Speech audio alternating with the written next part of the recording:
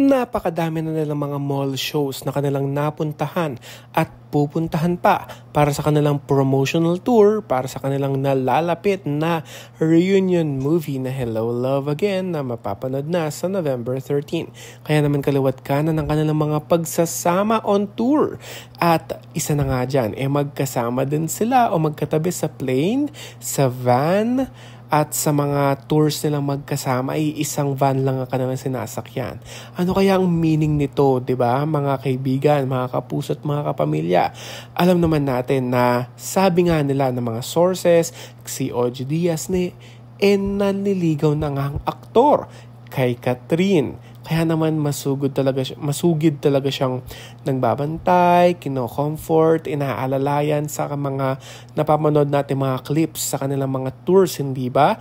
Akbay, holding hands, talagang very protected talaga ang actress sa kay Tisoy, di ba? Kaya ano nga ba o saan kaya tutungo ang kanilang relasyon as a friend? At sabi nga nila, 87% na ang kanilang parang closeness. Hanggang saan kaya para mabuo ang 100%, hindi ba? Kaya naman ako'y hindi lamang sa pelikula excited.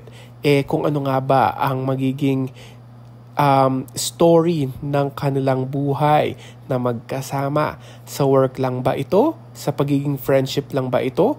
O sa pelikula? Kaya naman abangan natin ang mga update ng Kat Den. And that's it for now. This has been Jay Kumanangan TV. Thank you for watching.